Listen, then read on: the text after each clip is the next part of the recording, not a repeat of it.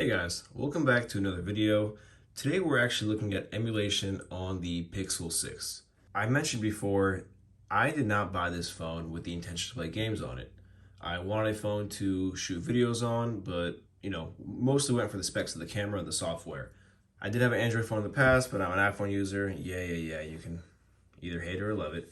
But, I started dabbling with it and I actually really like the customization, because I never tried RetroArch before. I made a video on the channel about that and it was easy to set up, nice to play games, kind of got me into using this phone on my downtime instead of having to, bring other devices. I already had this on me. It's not a primary phone, but I do have it for shooting videos, like I said, so it's just easy to bring around.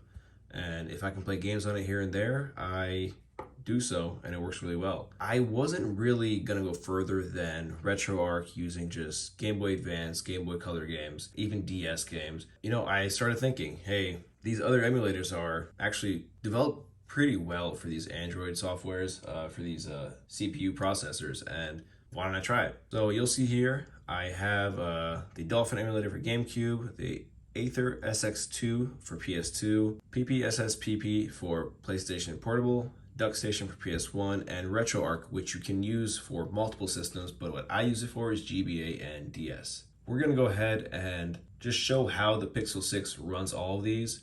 And for the most part, I wanna say 99% of what I've tried, let's be a little more honest, let's say 96%, this phone has ran through it all with no issues at all. It's actually surprised me well. That on top of the fact that the battery doesn't drain as much either. And based off the last video, this is the GameSir X2 Pro.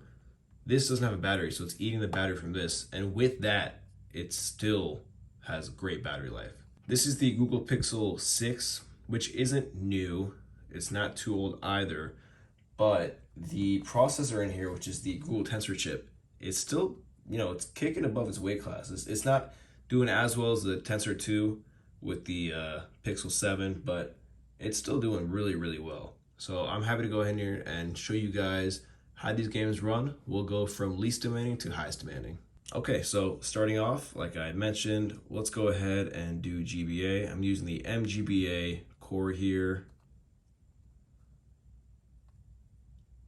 Let's go ahead and get some Dragon Ball Z in here. Okay, we are in Dragon Ball Z Blues Fury.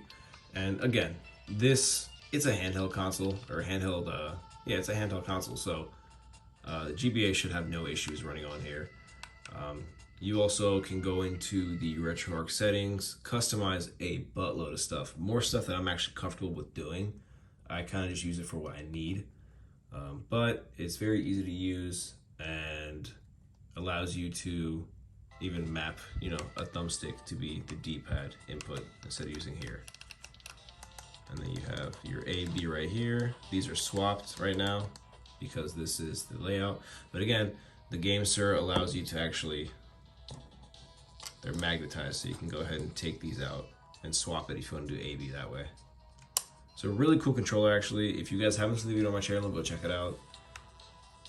But yeah, no issues.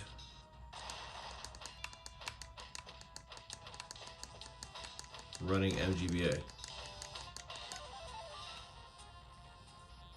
And I will say that this is probably my second favorite way to play games portably without the console itself, like the GBA. First would, of course, be the Analog Pocket, just because that has a nostalgic bone for me, and you can play actual cartridges, but this one is just so much more customizable. You'll see here, you can still play with the on-screen buttons, and that's what I was doing before I actually got the controller. Works pretty well for games with not a lot of inputs. Now, you can hide this overlay. I choose not to because I kind of need this RetroArch button at the bottom. I don't know how to get there without this overlay being here. So if you guys know, let me know. Really?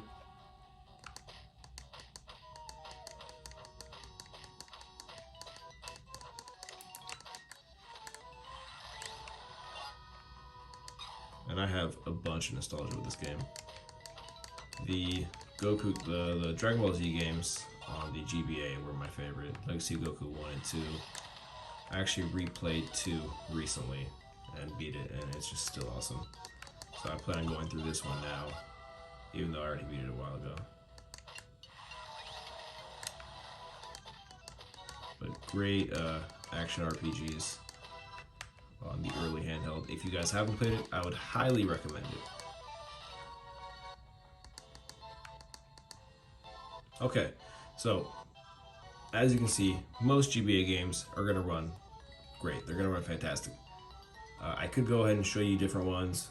I'm not gonna. All right, let's go to the next one. Okay, so next up we have Mario Kart 7 for the DS. Now, the unfortunate thing about playing DS games is you have that bottom screen. If you have something like a Z Flip or a Fold, I believe, you can actually map that where it looks really well. RetroArch does let you move this around if you want to put it on the bottom, but then you're not using the full screen for the top, so it's kind of just, you know, you pick and choose. This really still is an issue, so you have the main screen on the left, you have the touch portion on the bottom.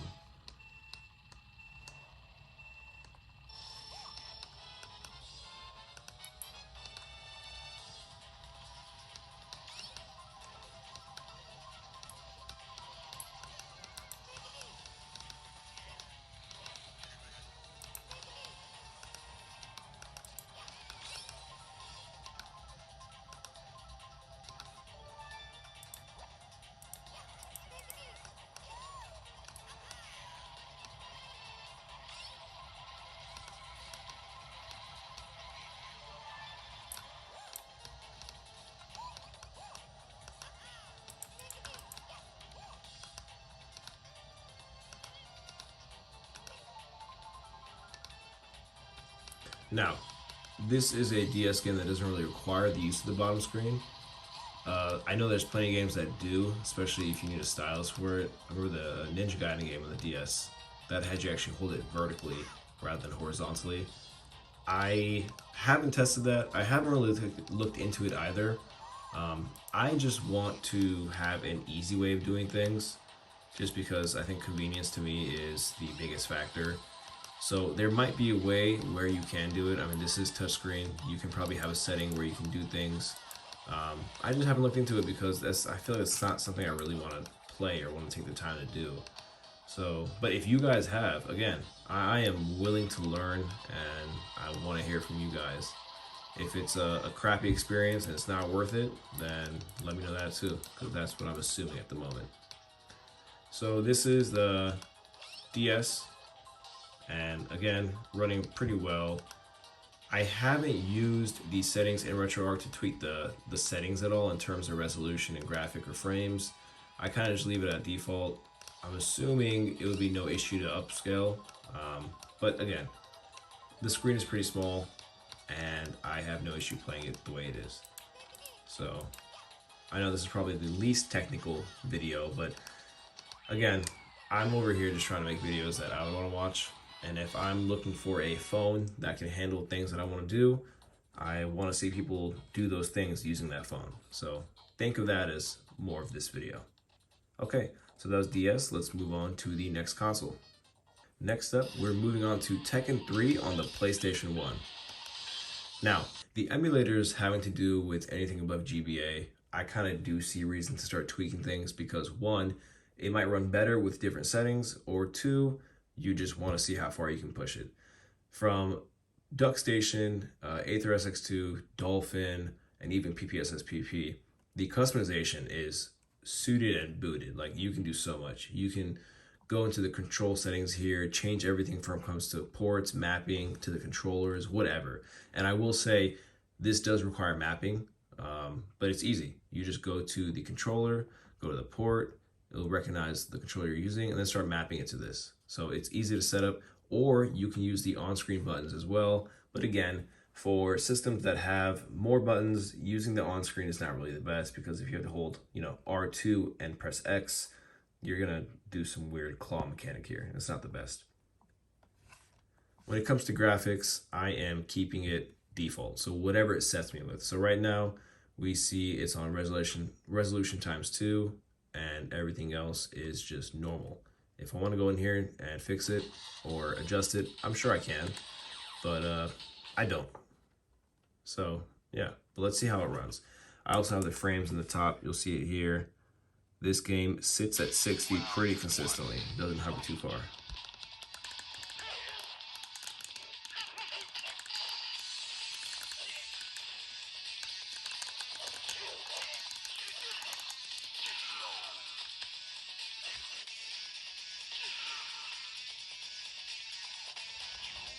And this is the North American version. I think the PAL version, the European version, runs a little slower. It's not exactly 60.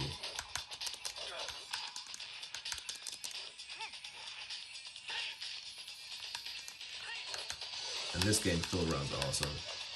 I love how the Tekken games, the movesets still haven't changed much.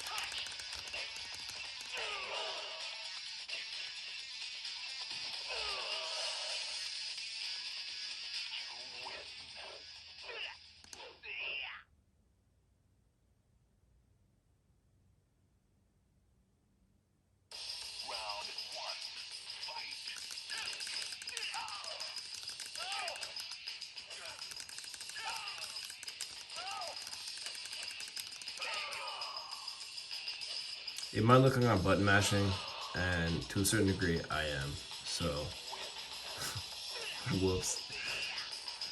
I don't play Harang a lot.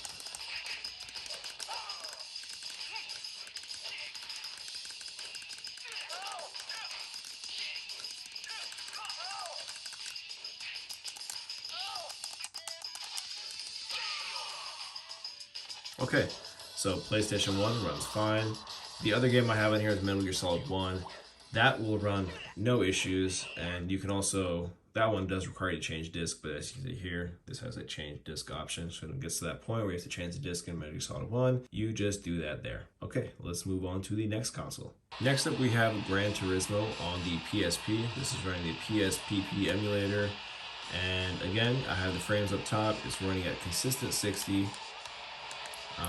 I'll go ahead and pause it so we can look at the settings here in terms of resolution. So we go to settings, graphics right here, and it's running out 2 times. You can probably push it if you want to.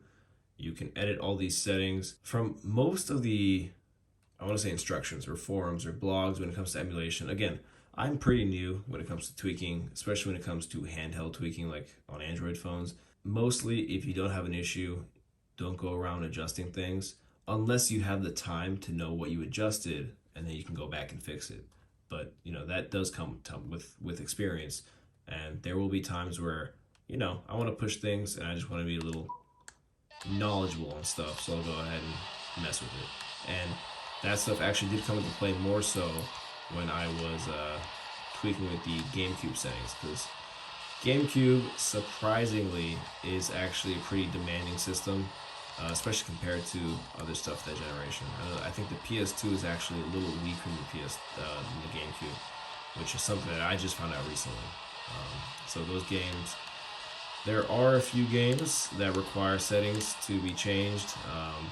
And again, it might come down to the fact that it's on a Tensor 1 chip, and it's not the most powerful chip.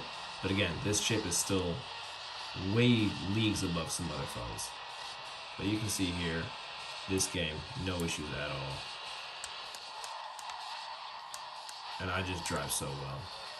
I really can't convey how much I should do this professionally.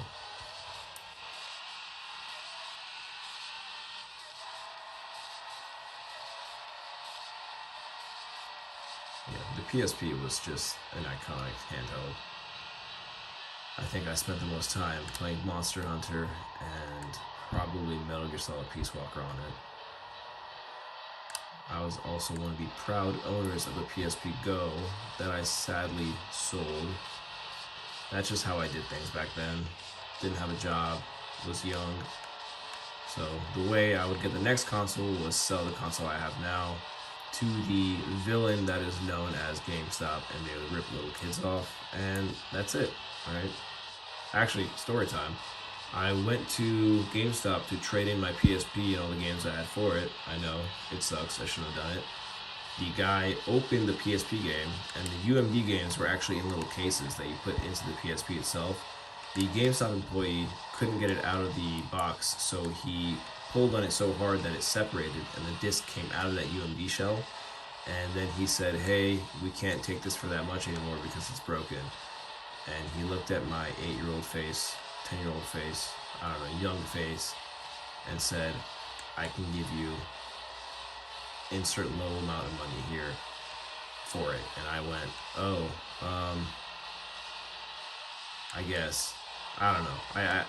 If I knew a little more of what just happened in that situation, I would have probably said no, you broke it. But I don't know. I was a kid. I didn't really care. I just wanted a game, and I wanted to give game to get game. So yeah. But now that I'm an adult and I have more money, I can buy stupider things and also be cheaper when it comes to things. So yeah, that's great. Okay, cool. PSP runs great. Let's go to the next one.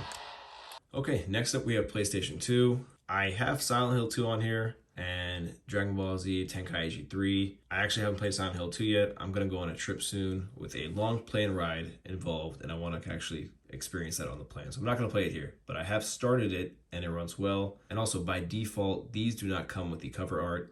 You can go and hold on the game and then go to choose cover image. All you have to do is download it from the internet and then choose the file that correlates to the game you want to put the cover image on. So let's go to Dragon Ball Z and see how that goes. We are in Dragon Ball Z right now, and I actually never played Tenkaichi 3. I had Budokai 1 up to 3, played Tenkaichi 1, played 2. 3 I never owned. I've only played it at friend's house, but it is honestly one of my favorite Dragon Ball Z games I've played. In a world now where we have Kakarot, and we have Fighters, and we have Xenoverse, those are all cool, but this game still feels like a Dragon Ball fighting game, like a 3D fighting game. But they just added the ability to fly up and down and kind of add some freedom to the map while you're still locked in. And I will say I probably dumped the most hours out of any emulator I have into this game alone, just because I get sucked in. And I'm a big fan of the Dragon Ball franchise, if you guys didn't know. And this is just, honestly, this game made this controller worth it for me. I've done so many hours. Oof. Okay.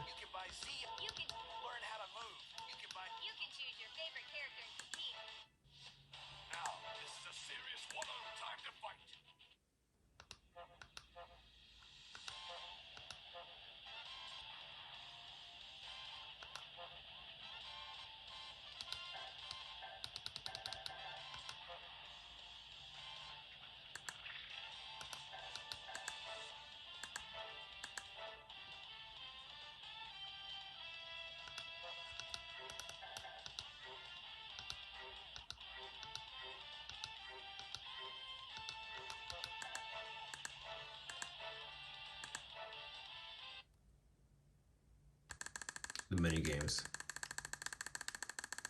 real addicting and real annoying at the same time. Okay, so this game is running at 60 and it barely stutters. It stuttered a few times here or there, but I also have the setting on where it'll change colors letting you know if it's dipping or not.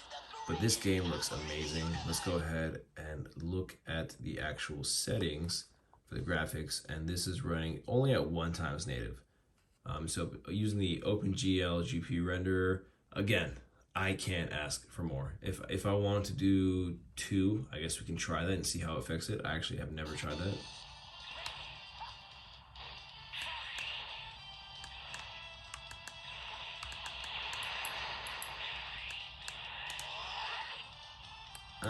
I guess it's alright. I just don't feel like doing it.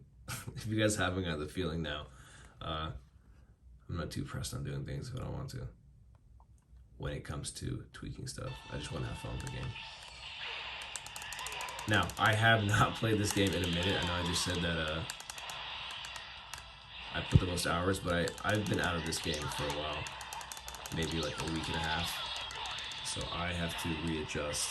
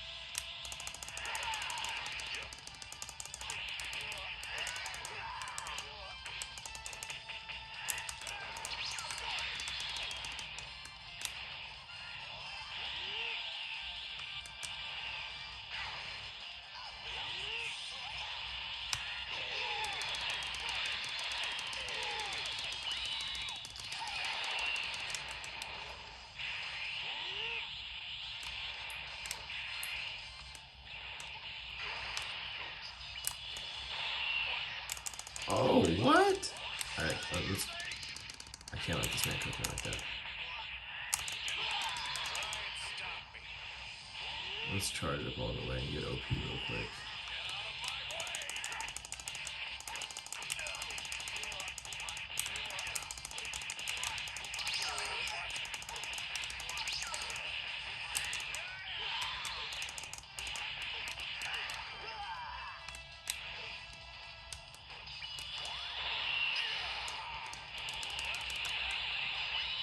No?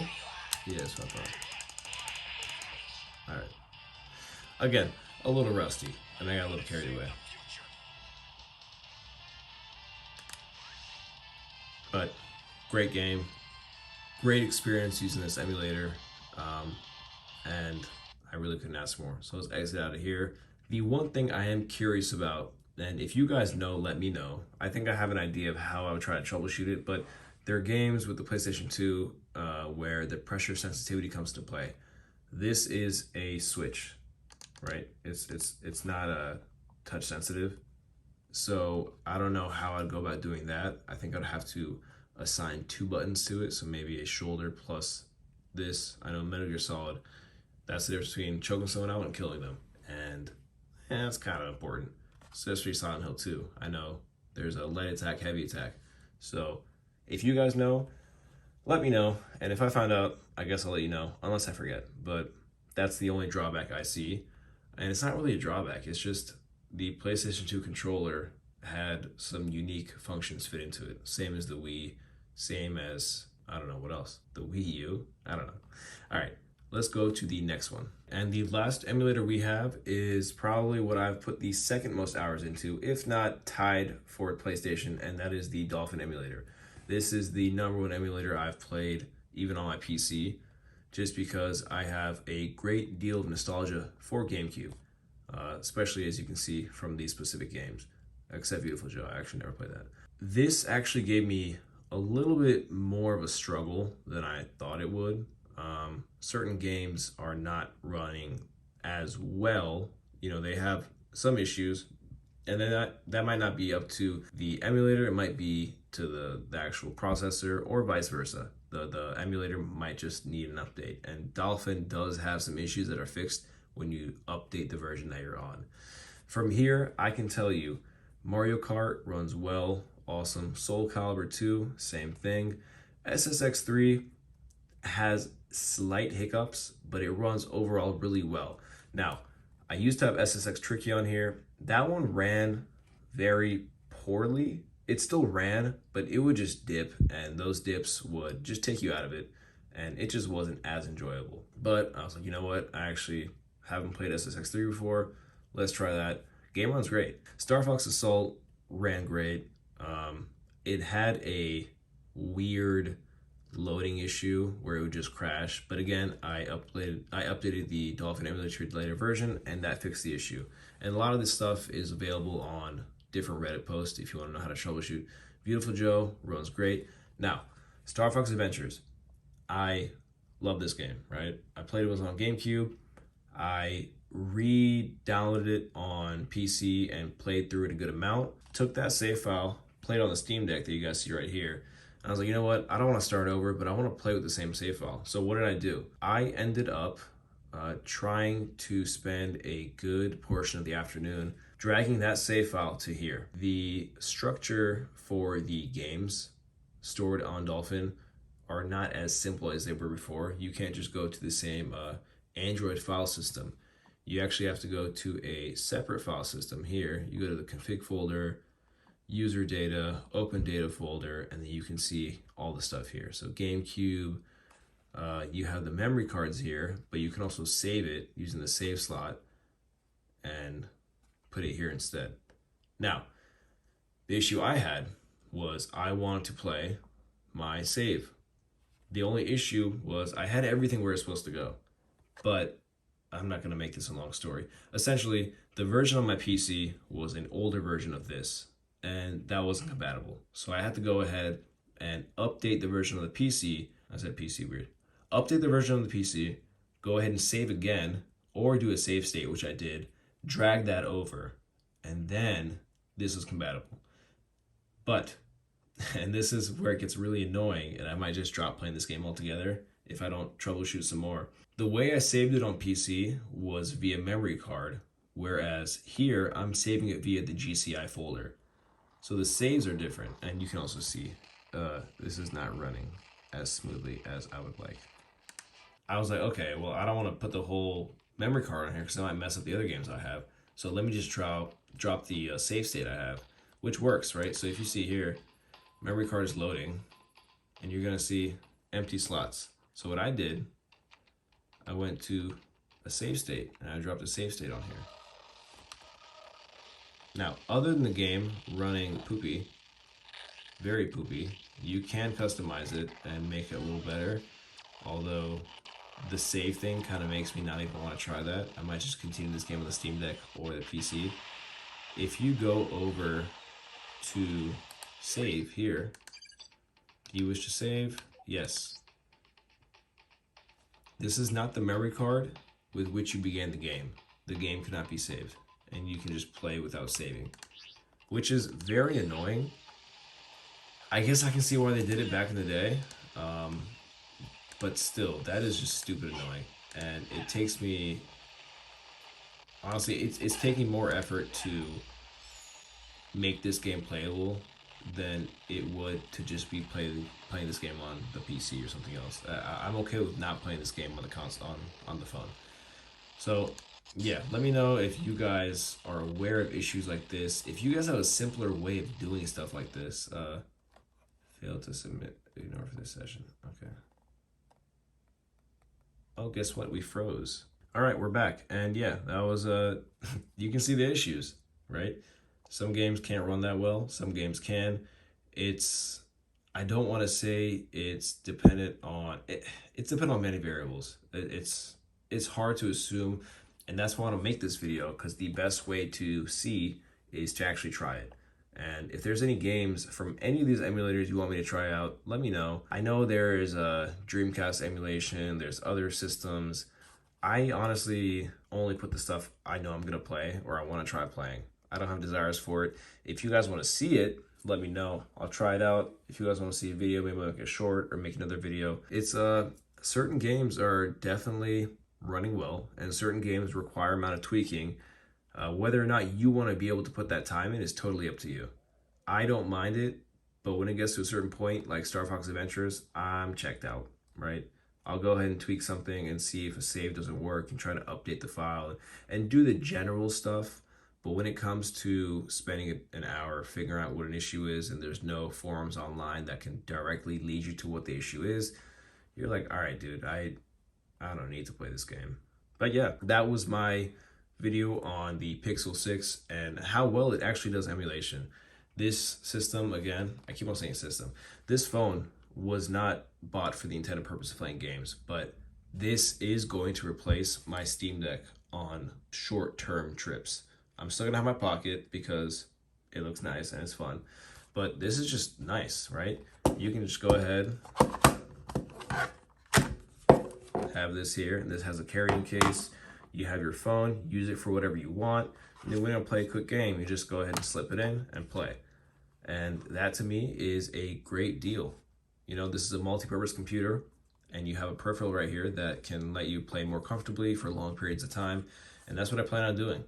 I have a pretty long flight coming up, like I mentioned earlier, and I'm actually gonna try not bring the Steam Deck. It's a 14-hour flight and I'm just gonna have this bad boy and melatonin. So yeah, but let me know what you guys think. Let me know if you guys are into emulation and if you guys want to see more emulation videos.